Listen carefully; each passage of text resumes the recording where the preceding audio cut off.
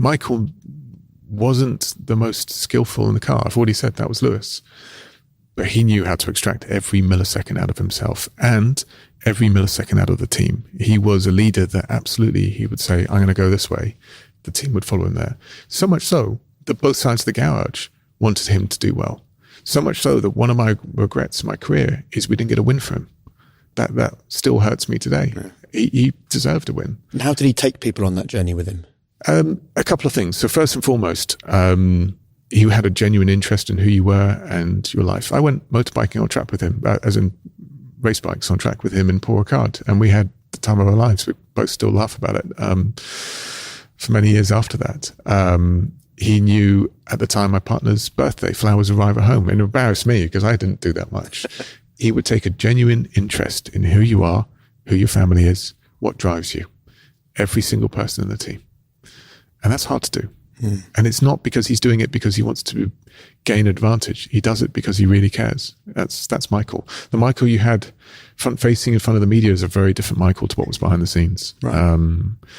And that's how he did it fundamentally. So he would bring everyone on the journey and lead everyone on the journey. He would extract he would squeeze himself for every millisecond he had. He would work as late as he needed to, every hour he needed to.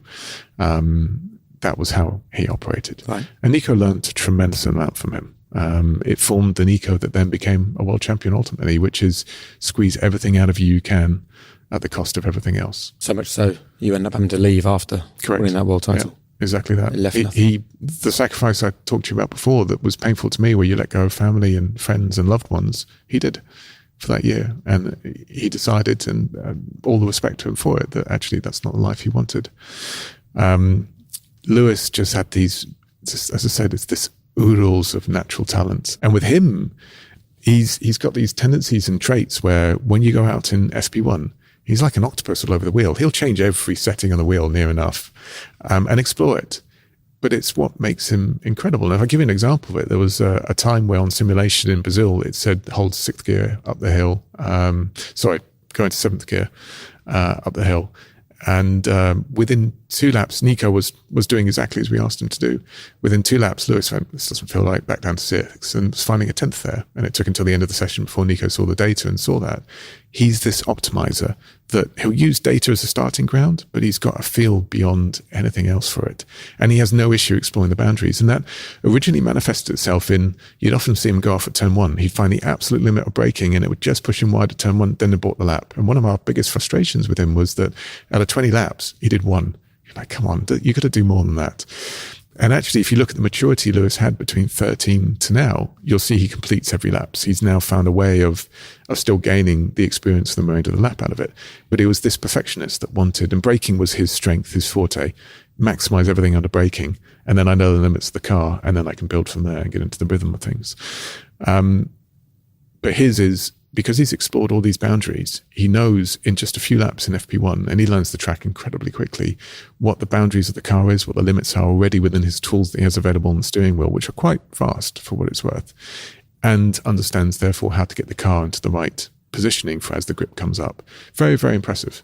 Where others are still just spending 7 or 8 laps learning the track, he's explored quite a bit of the boundaries. Now that came with some downsides often. Often he would change the car so quick on that you'd lose yourself. Certainly as engineers, it's difficult when your data's all moving, the track's moving, the grip's moving, the driver's moved everything on the steering wheel, you don't know where you are, and then he comes in and we've changed mech bell and aero balance. You think, okay, we're starting from scratch here, basically. And that's some of the reasons why at times you'll see Lewis drops backwards. And often when he jumps forwards again is he's gone to a setup that's known and now he's back on the money. But he's able to do that, and many drivers aren't. He's able to explore off and accept they'll have a whole session, perhaps in the wrong place on setup, but he's learning from it. And that's Lewis all over. Here's the truth. Your body is like an engine, and you need to keep it at its best day in, day out. I mean, think of it this way. You wouldn't fuel a racing car on cheap fuel, so why are you doing similar to your body? I take Heights Vitals. I take them every single day. They stop me feeling run down, sluggish. I used to have brain fog. Not anymore.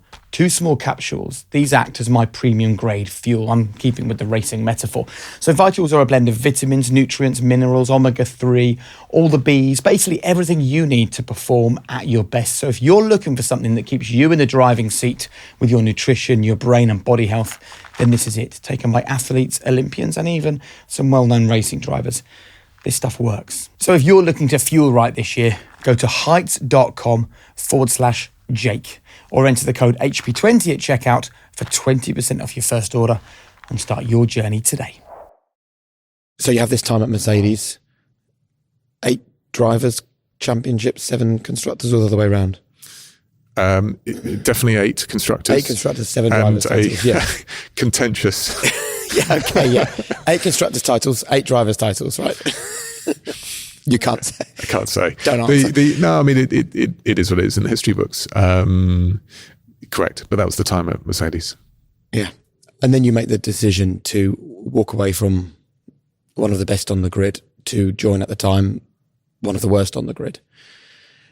Please talk us through that decision-making process. For many years, I'd built up, first of all, a team behind me. So one of the things I've been focused on at Mercedes is I knew my long term wasn't going to be doing strategy for the rest of my life. Loved it to bits. It's a brilliant job. But for many years, built up a really strong team behind the scenes. And in fact, from around 21 onwards, the hard work was done by them. I was simply making a final decision, but the hard work was done by them or enacting more aspects of my job, including team orders, other aspects of motorsport, advising Toto, all that sort of thing.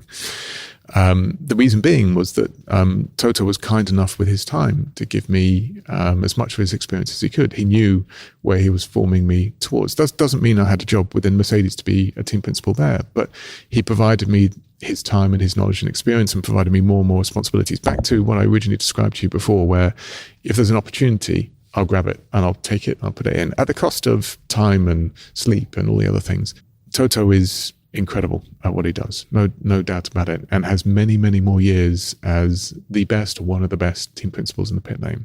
And so it got to a point where I had to make a decision for my life, not for Mercedes' life. And that decision came when I very swiftly realized that actually, I think the growth opportunities I have, the growth learning I have, I enjoyed learning tremendously, and that was slowing down in Mercedes. I can go into a completely different level by going elsewhere. And so I had honest conversations with Toto across that year period. It wasn't a big surprise to him in the winter. Yeah. And it's why also he was accepting of the fact that he let me move on. He wanted me to move on as well as a result of it. Did he give you a particular piece of advice in going into the role that you could share with us? I think he said, "Don't be shit," was his advice, which I'm trying to do.